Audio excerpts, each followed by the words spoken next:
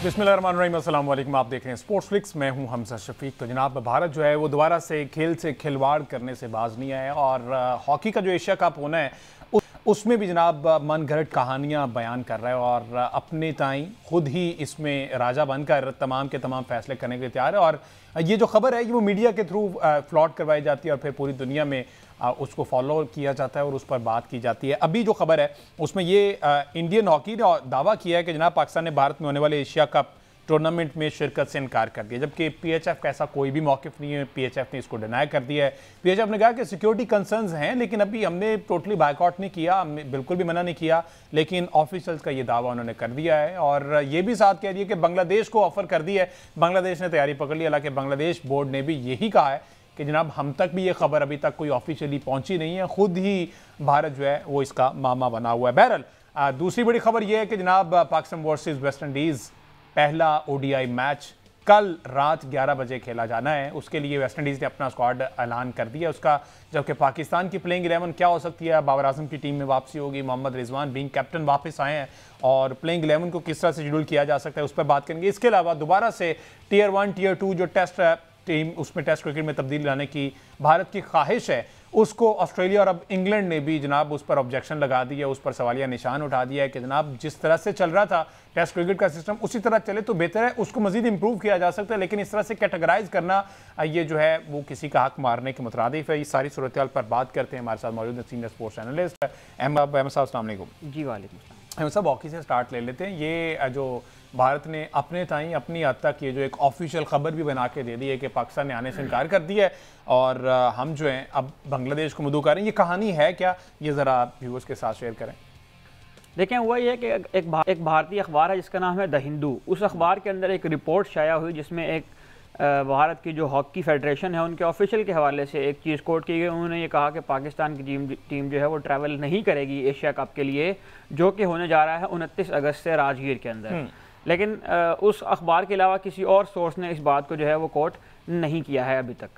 उस ऑफिशियल के इस बात के बाद जो है वो मीडिया के अंदर ये बातें शुरू हुई। भारतीय मीडिया ने इस बात को पिक किया और जहाँ पर भारतीय मीडिया आ जाए, ज़ाहिर है आपको पता है कि वहाँ पर झूठ तो पाया जाएगा। तो भारतीय मीडिया के इस झूठ को बेनकाब इस तरह से किया गया कि यहाँ पर जब बांग्लादेश के जो बोर्ड के सरबराह हैं हॉकी के, उनसे जब रब्ता किया गया तो उन्होंने ये कहा कि ऐसी कोई ऑफ़र हमें मौसूल नहीं हुई है कि पाकिस्तान की जगह बांग्लादेश को जो है वो एशिया कप में शामिल किया जा रहा है। और अगर अब हमें ऑफ़र मौसूल होती भी है तो यकीन इतने कम वक्त के अंदर तो हम अपनी टीम को तैयार भी नहीं कर सकते। टीम बनाना, उसकी ट्रेनिंग करना, उसको फिर टूर्नामेंट के लिए वहाँ पर लेकर जाना, ज़ाहिर है मेगा इवेंट होता है, तो उसको वहाँ पर लेकर जाना ये इतने कम वक्त में शायद हमारे लिए मुमकिन ना हो। लेकिन इसका फैसला हम उस वक्त करेंगे जब हमें कोई ऑफिशियल दावतनामा मौसूल हो। तो पाकिस्तान की जो खबरें जो हैं एशिया कप के बाइकआउट की, इसमें देखें बात तो ये है कि जब तक पाकिस्तान को फुल प्रूफ सिक्योरिटी का वादा नहीं किया जाता, जब तक पाकिस्तान को जो सदारती लेवल की सिक्योरिटी होती है स्पोर्ट्स टीमों के लिए वो नहीं मिलती है, उस वक्त तक तो पाकिस्तान नहीं अगर ये सिक्योरिटी का वो आपको कंफर्मेशन करवा भी दें तो जो आपका तो स्टांस था कि हम इंडिया में जाकर नहीं खेलेंगे, हाइब्रिड खेल लेंगे, तो फिर उस स्टांस का क्या बना? क्या पीएचएफ उस स्टांस से विड्रॉ करने जा रही है कि भाई उन्होंने अगर कह दिया कि भाई हम आपको, वो पहले भी कहते हैं कि हमारे मुल्क में कोई मसला नहीं है, उनकी हद तक कोई मसला नहीं है, और अगर वो ये ग्रीन सिग्नल देते हैं तो क्या पीएचएफ मान जाएगा इसे? पाकिस्तान गवर्नमेंट अलाउ कर देगी?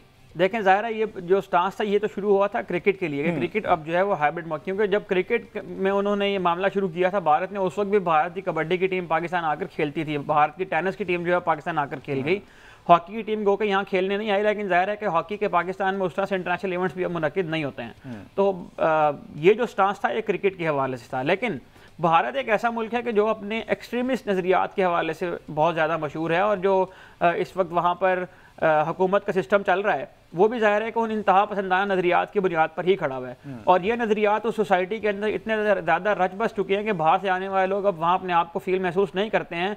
और आपको याद होगा, ये बात कोई नई बात नहीं है, 2010 में जब वहाँ कॉमनवेल्थ गेम्स हुई थी तो उस वक्त भी जो इंटरनेशनल प्लेयर्स वहाँ पर खेलने आए थे वो बहुत खुश वापस नहीं गए थे वहाँ से। अभी आईपीएल हुई थी वहाँ पर इंडिया के अंदर, तो आईपीएल के अंदर भी जिस तरह से उस पूरे मामले के अंदर उन्होंने अपने तौर पर मामा बनने की कोशिश की थी, और वो जो कॉन्फ्लिक्ट के दौरान भी उन्होंने लीग जारी रखी थी अपनी, उसके बाद जो बयानात आए हैं क्रिकेट वर्ल्ड के अंदर भी, वो भी बहुत ज़्यादा हौसला अफजा नहीं थे इंडिया के लिए, और ख़ास तौर पर इस सिचुएशन में जबकि अपने आप को तैयार कर रहे हैं 2036 के ओलंपिक्स में बिड करने के लिए। तो इन सारे मामलात को देखते हुए पाकिस्तान हॉकी फेडरेशन का और पाकिस्तान की हुकूमत का ये फैसला अगर वो लेती है पाकिस्तान की हुकूमत ये फैसला कि हम नहीं भेजेंगे हॉकी टीम, तो ये समझ में आने वाली बात है और ये बिल्कुल मेरिट पर यही डिसीजन इस वक्त बनता है। भारत अगर हमें सिक्योरिटी की यकीन दहानी करवाता है तो उसके बाद भी हमारी हुकूमत ही ये फैसला करेगी कि हमने वहां जाना है या नहीं जाना है। क्रिकेट में एक बात बहरहाल क्लियर है कि इंडिया के साथ हम अब उस वक्त तक हाइब्रिड मॉडल पर खेलेंगे जब तक इंडिया पाकिस्तान आकर नहीं खेलेगा, क्योंकि हमने वहां पर काफी दफा जाकर खेला है, अपनी तरफ से हमने बहुत ज्यादा कोशिश की है। तो पाकिस्तान अपने स्टांस पर कायम है जहां तक खेलों के दुनिया का ताल्लुक है। और ये चूंकि इसके बाद जूनियर हॉकी वर्ल्ड कप भी होना है और वो IHF का जो इंटरनेशनल हॉकी फेडरेशन है उनका इवेंट है, तो ये उसके लिए भी एक प्रेसिडेंट सेट करेगा कि पाकिस्तान की टीम अगर एशिया कप में नहीं जाती है वहां पर, तो ज्यादा इम्कानात इस बात के हैं कि Pakistan junior hockey world cup के लिए भी वहां पर नहीं जाएगा। तो अब देखना यह है कि हुकूमत जो है वो क्या फैसला करती है। अभी तक पाकिस्तान के जो हॉकी टीम में कप्तान है इमाद भट्ट, उन्होंने भी आज बात की और उन्होंने कहा कि हुकूमत जो फैसला करेगी हम उसको मानेंगे। अभी तक कोई ऑफिशियल बात पाकिस्तान हॉकी फेडरेशन की जानिब से अभी तक नहीं आई है। हाँ, और डेफिनेटली इसमें इंडिया जो है वो बहुत ज़्यादा पजल दिखाई दे रहा है। एक तरफ तो उनके अवाम का प्रेशर है, गवर्नमेंट का प्रेशर है कि पाकिस्तान को अलाउ नहीं करना। पाकिस्तान अपने भी आप पे कह रहा है कि आप हमें क्या अलाउ करेंगे, हम ही सिक्योरिटी रीजंस की वजह से जो इंडिया ट्रैवल नहीं करेंगे, क्योंकि जिस तरह के बीजेपी के गुंडे वहाँ पर हैं जो विकेट उखाड़ दिया करते थे अहमद साहब, ये हॉकी में भी इस तरह की रवायत शुरू हो जाएगी। लेकिन पहले ये भी न्यूज़ फ्लोट करवाई गई थी कि पाकिस्तान को जो है वो क्लियरेंस दे दी है हॉकी की टीम को इंडिया आने के लिए, तो हमने तो आपसे नहीं मांगी थी क्लियरेंस, क्या आप में क्लियरेंस दे दें। अच्छा, अभी भी हम जो है ना ये नहीं कहते कि हमको मरे जा रहे हैं आपके साथ खेलने के लिए इंडिया में आकर, हम कोई नहीं मरे जा रहे। हमारी हुकूमत अगर कहेगी, इजाजत देगी, उस वक्त जब आप हमें सिक्योरिटी की ऑफर करेंगे, सिक्योरिटी की ऑफर करने के बाद भी हम इसके ऊपर गौर करेंगे हमने वहां जाना है कि नहीं जाना, क्योंकि आपके मुल्क के जो हालात है ना वो बहुत अच्छे नहीं है, वो आपके अपने लिए भी अच्छे नहीं है। बिल्कुल, ना सिर्फ पाकिस्तान के लिए बल्कि अब देखो ना, बांग्लादेश हॉकी फेडरेशन का भी कहना था कि सूरत हाल सबके सामने, बांग्लादेश स्टैंड बाय जरूर है लेकिन इतनी जल्दी टीम बनाना और तैयारी करना आसान नहीं है। बाज़ाब्ता दावतनामे के बाद देखेंगे, तो ऑफिशियली जब आएगा इन्विटेशन उसके बाद। वैसे टीम बांग्लादेश की क्या सूरत हाल है? वो कह रहे हैं हमारे पास तो टीम भी नहीं है, तैयारी भी नहीं है, तो इतनी जल्दी हम ये कर नहीं सकते अगर पाकिस्तान यहाँ से विड्रॉ करता है तो। लेकिन जाहिर है पाकिस्तान ने भी कुछ सोच समझ के और अपना जो होमवर्क है उसको मुकम्मल करने के बाद ही इस तरह का कोई स्टांस लिया होगा। पाकिस्तान को इस बात का एहसास है कि ये एशिया का इवेंट है और एशिया हॉकी कप में जिस तरह से क्रिकेट में एशिया में पाकिस्तान के बगैर क्रिकेट नहीं चल सकती है, उस तरह हॉकी भी पाकिस्तान इंडिया के बगैर नहीं चल सकती है। कौन सा ऐसा मैच है एशिया कप में जो आपके ख्याल में सबसे ज्यादा देखा जाएगा? पाकिस्तान इंडिया का मैच ही है। और हॉकी में तो जाहिर है कि इसकी इसलिए ज़्यादा इंपॉर्टेंट है कि हॉकी में उस तरह से बहुत ज्यादा पैसे कमाने के मौके होते भी नहीं है फेडरेशन के पास। तो ये एक बड़ा मैच है जिसकी जो कमर्शियल एस्पेक्ट है उसको देखते हुए पाकिस्तान ने फैसला किया है। पाकिस्तान को भी इस बात का अंदाजा है कि इंडिया जितना मर्जी शोर मचा ले कि हम इस रीजन की सुपर पावर हैं, हम यहाँ की इकोनॉमिक जो इकोनॉमी है उसके अंदर हमारी हेजमनी कायम हुई है, जब तक पाकिस्तान के साथ उनकी स्पोर्ट्स नहीं होंगी उस वक्त तक इंडिया भी कुछ नहीं कमा सकता, इंडिया भी नहीं चल सकता उसके। बिल्कुल ठीक है जी, ब्रेक लेते हैं, ब्रेक के बाद वापस आते हैं तो जरा क्रिकेट पर बात करते हैं। पाकिस्तान वेस्ट इंडीज पहला ODI कल रात 11 बजे खेले जाना है। पाकिस्तान की प्लेइंग 11 में कौन कौन शामिल हो सकता है इस पर बात करते हैं ब्रेक के बाद। स्टे विद अस।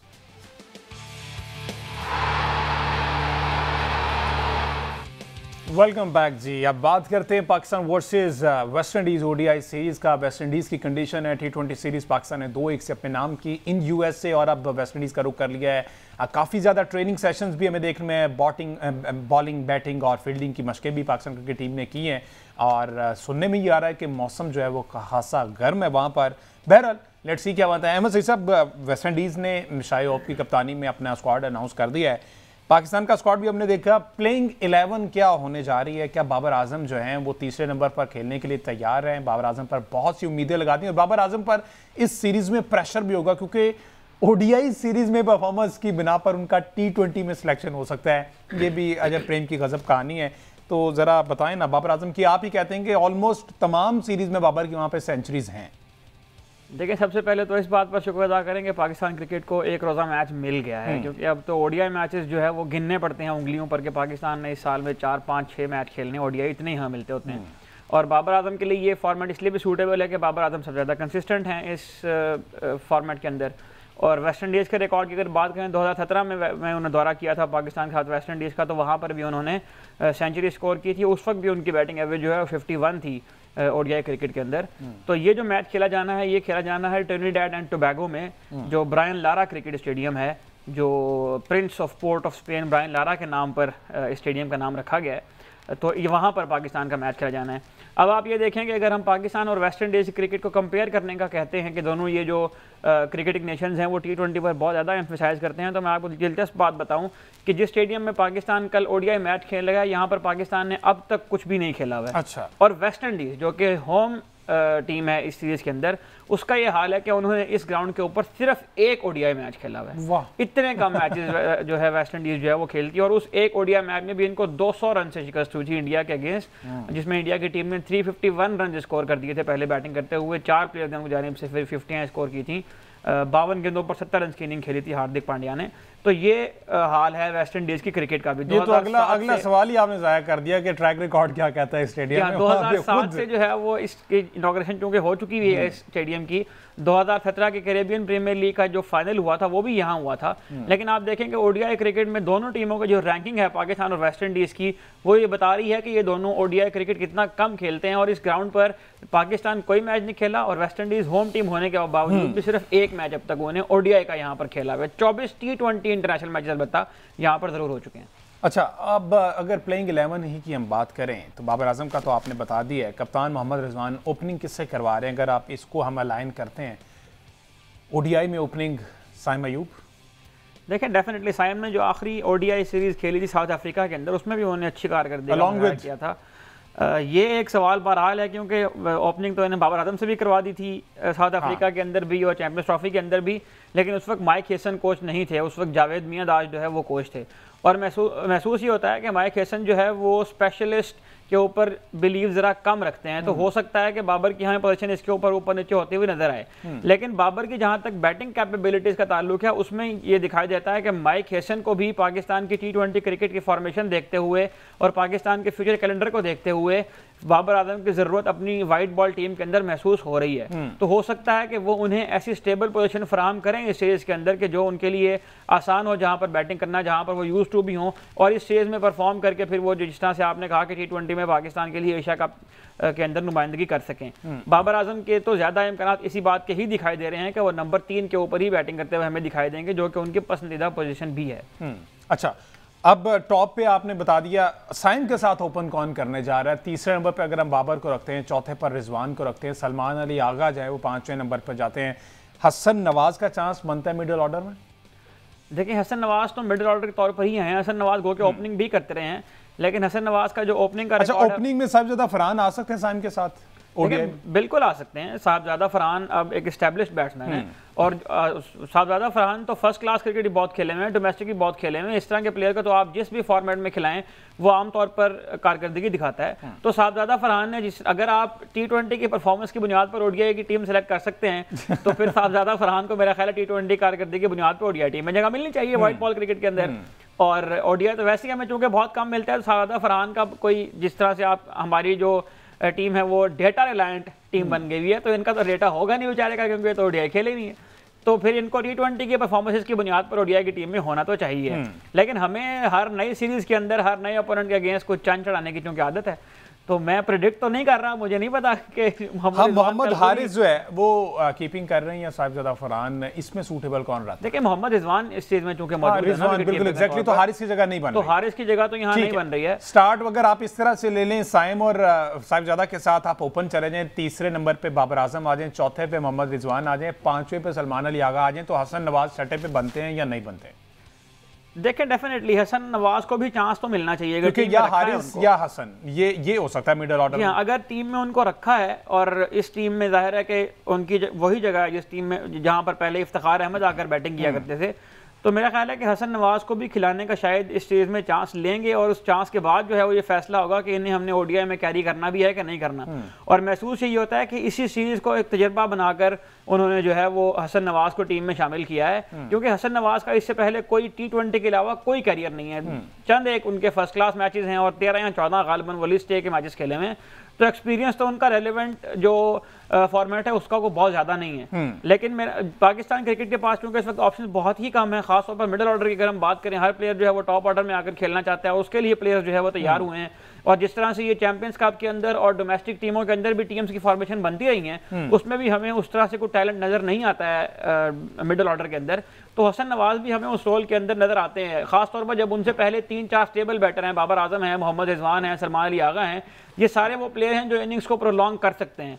तो ये अपने उस रोल के अंदर के 40 ओवर के बाद ये जो एंड पर आकर जो ऑन स्लॉट करना होता है उसमें हसन नवाज काम आ सकते हैं पाकिस्तान के। इसमें एक फैक्टर अलबत्ता ये ज़रूर हो सकता है कि माइक हेसन शायद मोहम्मद नवाज या फ़हीम अशरफ जैसे ऑलराउंडर्स को ज़्यादा तरजीह देते हैं इस तरह के प्लेयर्स के ऊपर जो सिर्फ एक रोल निभाते हैं। तो देखना पड़ेगा कंडीशंस के मुताबिक किस तरह से वो अपनी फॉर्मेशन को बनाते हैं। हसन नवाज को चांस तो मिलना चाहिए इस चीज़ में। लेट्स सी जी, हो सकता है कि प्लेइंग 11 जो है वो आज ही शेयर कर दी जाए, क्योंकि पहले माजी में हमने देखा 3 दिन पहले ही प्लेइंग 11 आ जाती रही है पाकिस्तान की। बहरहाल एक ब्रेक लेते हैं, ब्रेक के बाद वापस आते हैं। तो ओलंपिक्स LA 2028 में अब जो है ना पाकिस्तान ने जगह बनाने के लिए कोशिशें तेज कर दी, हार नहीं माननी। इंडिया पूरी कोशिश कर रहा है पाकिस्तान को साइडलाइन करने की, लेकिन पाकिस्तान जो है वो हार मानने से इनकारी है। दूसरे एंड पर वर्ल्ड टेस्ट चैंपियनशिप और Tier 1 Tier 2 ये जो 2 टीमें ग्रुप्स बनाने की इंडिया की ख्वाहिश है, उसमें भी पाकिस्तान को साइडलाइन कराने की कोशिश की जा रही है। इसमें अब ऑस्ट्रेलिया, इंग्लैंड और न्यूजीलैंड भी उनके अगेंस्ट हो गए हैं। इस पर बात करते हैं एक ब्रेक के बाद। जी स्टे विद अस।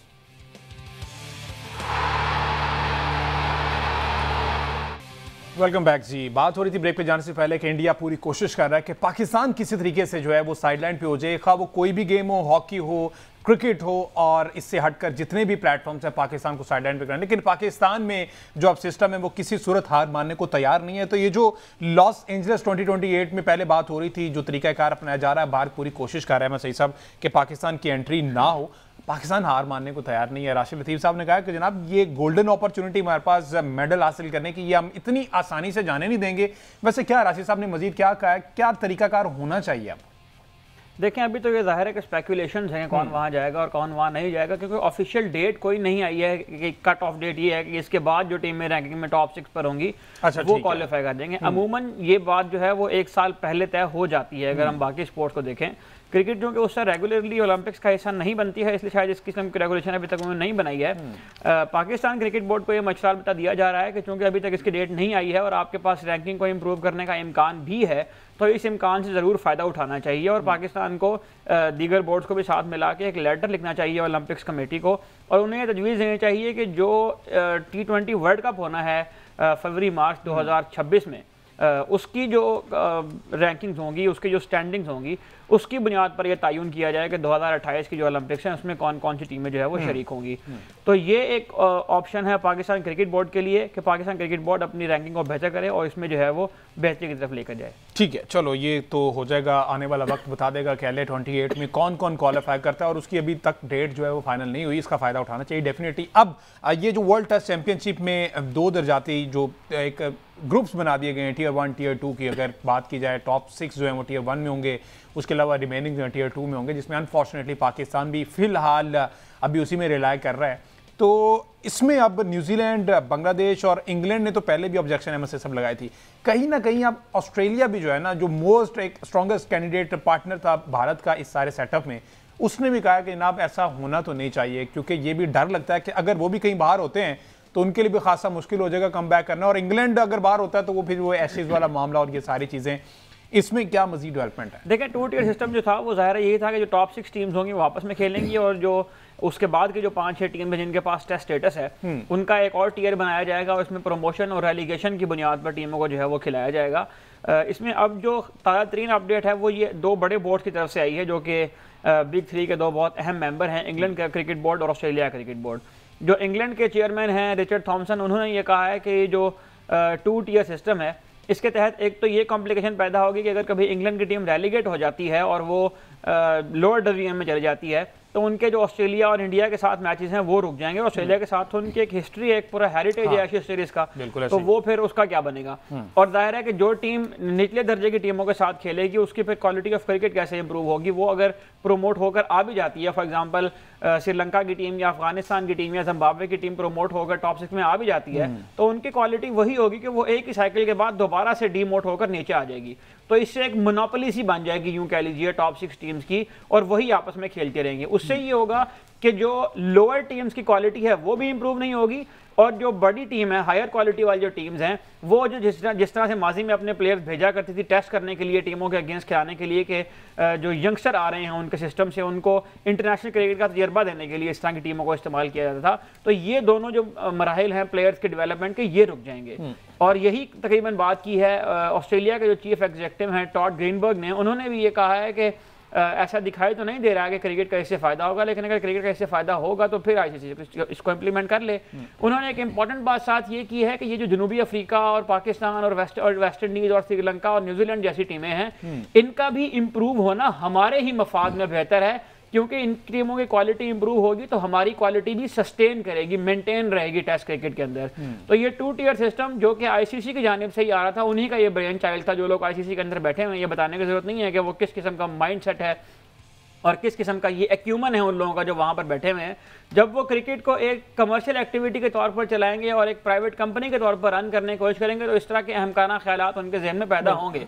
लेकिन ये अहमकाना ख्याल आए रोज़ जो है वो नेग्लेक्ट हो जाता है, उसको सेकंड करने के लिए कोई भी तैयार नहीं होता है जो भी टेस्ट क्रिकेट को समझता है। और यही किया है ईसीबी और ऑस्ट्रेलियन क्रिकेट बोर्ड ने। बड़े ओहदों पर छोटे लोग बैठे हुए। वैसे कितना टाइम ड्यूरेशन होता है चेयरमैनशिप का सब आईसीसी की? देखें, आईसीसी की चेयरमैनशिप जो है वो 4 साल के लिए होती है और जो एसीसी की चेयरमैनशिप है वो 3 साल के लिए होती है। वर्ल्ड टेस्ट चैंपियनशिप का जो साइकिल है वो 2 साल के लिए होता है। और ये जो इंप्लीमेंटेशन होगी रूल्स के अंदर, ये 2027 के वर्ल्ड टेस्ट चैंपियनशिप साइकिल के बाद होगी, जो 25 और 27 का साइकिल चल रहा है। इसके लिए एक वर्किंग कमेटी तश्कील दी गई है। इसमें न्यूजीलैंड के एक साबिक बैटर हैं जिनको इसका हेड लगाया गया है। और ये 2027 से 29 का जो वर्ल्ड टेस्ट चैंपियनशिप का साइकिल है उसमें इम्कानात थे इसके जो टियर सिस्टम है उसका। बिल्कुल ठीक है जी।